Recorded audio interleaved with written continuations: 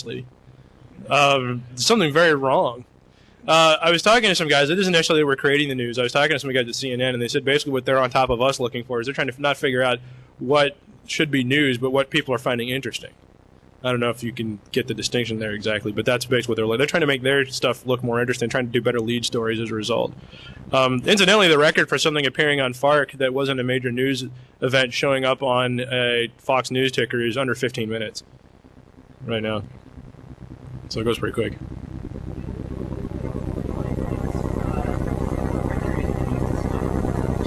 The first guy, Jeff, was just a guy that we've been hanging out for forever. And, you know, at one point I was like, man, I can't keep up with all this shit. You want to do it? So that's how that came out. Yeah, basically. So, but yeah, it was just, he was around. So it's kind of funny too, because you can tell occasionally Jeff doesn't take his meds. And whew, man, I come back and it'll be stuff like, mother killed child with frying pan, you know, and you're just like, what the hell did you post that out there for? That's not even remotely funny. Good God.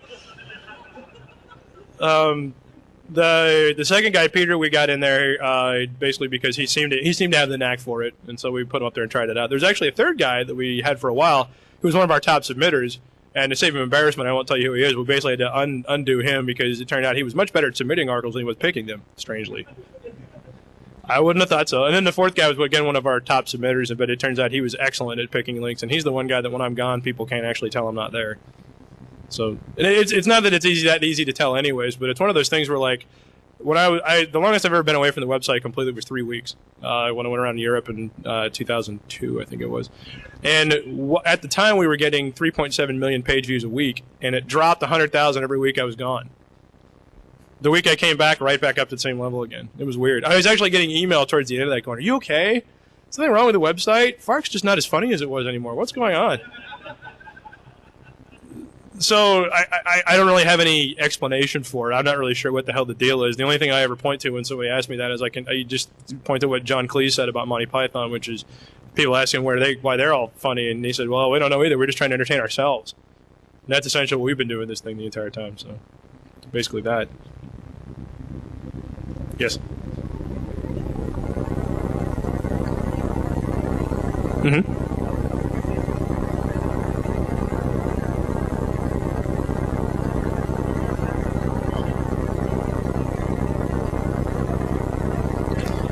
Like, yeah, like where would you go if you wanted to find a website that's got information that isn't really clouded much by stuff? Stratfor, actually. Stratfor.org. I think it's .org. Yeah, those guys are a political think tank. They're not really a news organization. They get paid for being right. And as a result, they don't tend to let a lot of their articles be colored by politics, because then they're going to lose money. And a good example of that is they had a fantastic article when they were discussing the root cause of 9/11 after the report came out.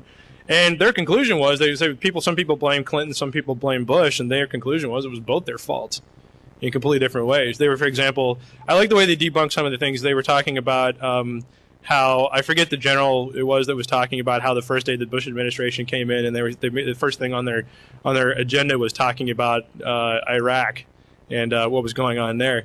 Well, Stratfor was talking about, and most people forget, but at the time we were dropping ordnance on Iraq every single day. I don't know if many people remember that or not, but during the Clinton administration, I mean, on a daily basis, we were shooting down planes and bombing shit, and and so it was the only hot war the United States was involved in at the time at all. So of course that would be the first thing they would be talking about, because that's what was going on. They weren't making an excuse for the Iraq war. They were just saying that there are other reasons why these things would have happened, other than there was this, this overriding goal from the outset to go out and invade Iraq, which, it was very interesting to see them talk about the more logical reasons why some of these things would have occurred than not. They also have some really interesting contacts inside Central Asia. Strangely enough, they've been talking with the Kyrgyzstan and the upcoming Kazakhstan meltdown, which they're predicting is going to happen pretty soon. And their inside contacts there are pretty good. I think they're easy to get in Central Asia. You just call some guy up and say, "Hey, you want $100? Tell me what's going on in those meetings," and I have a feeling that's how they get it. So, but those guys are really interesting. Other than that, it's hard to say really. I think that the AP probably, believe it or not, is probably as close as you're going to get, but they're not homogenous. Stratfor has one voice, essentially. It's the main guy that does it and a couple other guys that are with him. But AP, it could have been written by anybody. So It just kind of depends. I don't see anything very consistent other than those guys. But it's always fun to check it against them. Something interesting that Stratfor has been predicting, by the way, that I haven't been seeing covered anywhere, which is kind of fascinating, is they say the Chinese economy is going to blow up in the next year, like crash. It's very interesting. I saw one guy kind of mention it. Recently, there were two dueling articles that came out last week talking about the price of oil a year from now. One guy said it's going to be $108 a barrel. Another guy came back and posted, I think, 28. The guy that said 28 was because he said that the demand from China is going to drop off because the economy is going to blast. And that's the only other guy I've seen that's mentioned it. So it'll be pretty interesting to see if that goes or not. I hope they're wrong. What's that? It's overheated, the way that they've got things structured. It's not exactly capitalism. The main difference that they have there is that they don't allow investment. In order to raise capital, you have to borrow it from the government, and the government basically just dishes it out to whoever they want. Well, eventually, if enough bullshit schemes come to the table and they borrow money from the government and never pay it back, you end up having a situation like what happened in Japan. So it'll be kind of interesting to see how that goes. But yeah, in a bad way. Yeah. Yeah, and they point to the main problem is where you see all this fussing around with Taiwan right now. They don't think that China is really all that concerned with Taiwan. They're just trying to stand up to them. But they're talking about how that would change dramatically, and if the economy melts down, you might see a little bit more messing around going on. So hope they're wrong, but unfortunately. Yes? Oh, no, it doesn't work like that. I've tried that, yeah. No, it doesn't work. That's one of the other things, too. We were talking about, I can't actually pick the news. I've tried on a couple occasions to blow some stuff up, and it doesn't work. But it is weird, though, the stuff that I'd say we got about 50% track record on seeing stuff comes in. Like the little memes that float across the internet, and I see a lot of them come by, like all your base and all that kind of crap or whatever. Those things go by on a pretty regular basis. I miss about half of them, though, and I end up having to link them about a week later after everybody's already seen them. But the other half is interesting to see them come through early. And sometimes they're just flat out wrong about the ones that are going to take off at all. It just doesn't ever happen at all. So, who knows? I'm from Kentucky. And in Kentucky, you have to be a basketball fan or you don't get to live in the state. And there's this little game in 1992 where Christian Laettner shot this last-second shot and knocked out Kentucky out of the Final Four there. And I was actually, and the joke comes from, you guys have probably read Dirk Gently's Holistic Detective Agency. I think it was the first book where they talk about how Dirk Gently had a friend that they had a falling out with, and the friend wrote horoscopes for a living. And he would pick up the newspaper that his friend wrote the horoscopes for every day and read his horoscope just out of habit. And I think it was Sagittarius, and he'd be like, "You will die a horrible death. You'll be thrown under a bus and stomped on," every day. And they were talking about how the newspaper subscriptions had dropped by 1/12 as a result because all the people that had that month in their horoscope weren't reading anymore. Well, that's actually where the joke is really seated for the Duke sucks thing. It's kind of like, I got a lot of eyeballs and I hate Duke, so I'm just going to say it all the time just because. Interestingly, I've had some kind of bizarre reactions about that. The first time I did a FARK party out in Raleigh, North Carolina, I thought I was going to be just skewered alive. Figured, hey, here it comes. All the Duke guys are going to show up. It'll be all, well, the party was in Raleigh, and all these UNC fans showed up instead. They were like, Duke sucks! Woo! We hate them too! Bastards! So that was kind of funny. Amusingly, I got interviewed actually about the Duke sucks thing because of the Fark.com Duke sucks Fleet Center thing we tried to pull. And I told a story in the interview, which is actually honest to God true. At the end of the regular season, North Carolina played Duke. North Carolina came. I think we went there. I don't remember. Kentucky played North Carolina early in the season. It just got killed, like by 20 points or so. And historically speaking, between Kentucky and UNC basketball, there's been a long rivalry. They've just sucked recently, but they're basically Kentucky is number one for most wins in college basketball, and UNC is number two. So they have those two things combined, and then I'm sitting in a pizza pub after a soccer game watching UNC play Duke, and you never saw so many UNC fans in your life. Not a single person in that room was rooting for Duke. Not a one of them. Even with all of that had happened earlier, where we even got trashed by nobody. It was like, yeah, you'd love to see UNC win. So doesn't take long. Especially the Duke sucks thing. That was one where a lot of people actually don't like Duke. So I talked to a couple of Maryland fans last night. I got a lot of kudos on that too. It gets to be one of those things where they just kind of pick up on it. In fact, I don't know. Did any of you guys see the April Fool's page that we had with the fake FARK administration screen? It was basically a whole bunch of check boxes, and one of them was like, append Duke sucks to any headline. I got about 200 emails from people saying, I've gotten onto the FARK administration page. And I was like, you really think that was that was it. But you know, I could see where you maybe would think that, but it was great. Any other questions?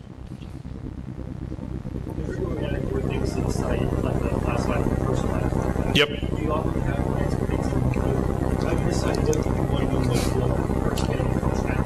Usually we just try it. I have a big long list of crap that we want to do. Mostly it comes down to us being lazy and not having any time to do it. And I'll give you an example. Like, we've been having problems with the servers this past couple of weeks, and I have a lot of people going, man, are you guys doing okay? I'm like, yeah, it's no problem. It really isn't. It's a very minor thing that's been going on. We've just been kind of curious to see what it is.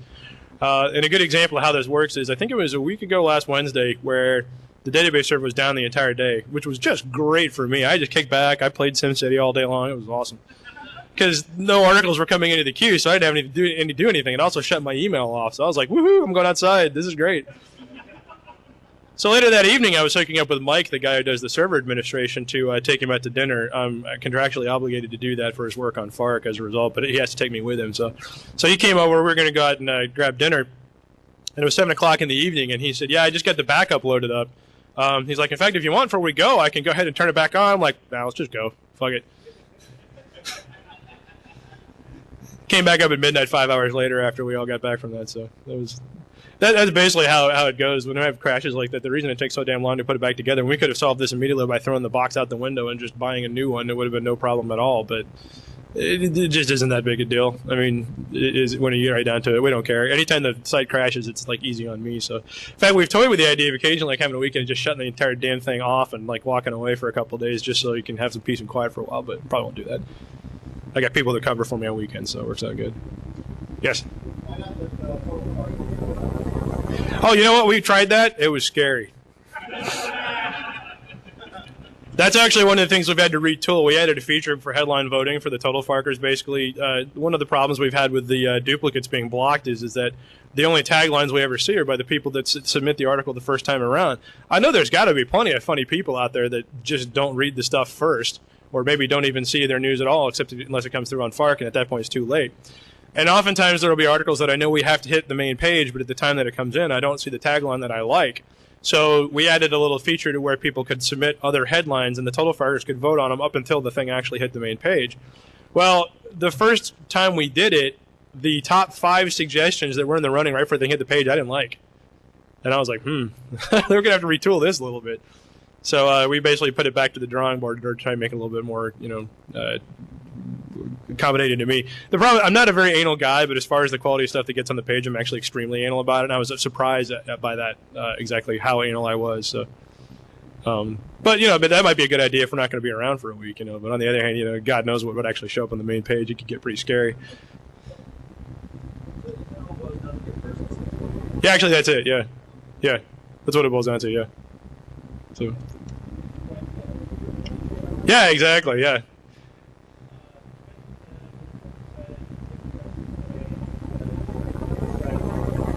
Yep.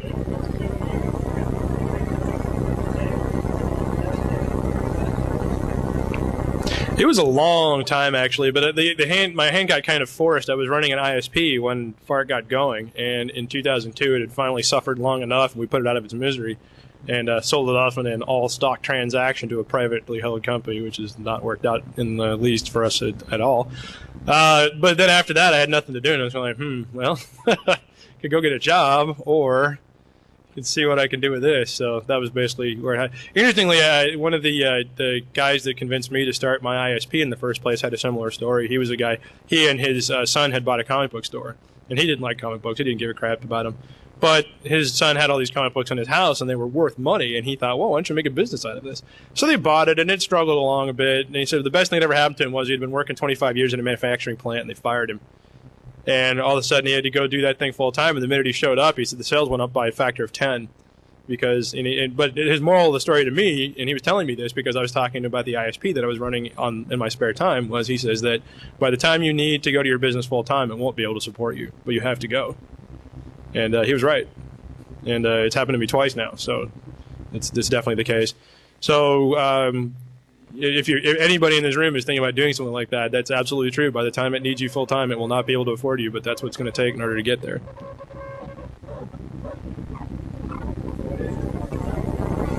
Oh, actually, I don't make that much off of it all, and the main reason is because I'm stockpiling cash from when we eventually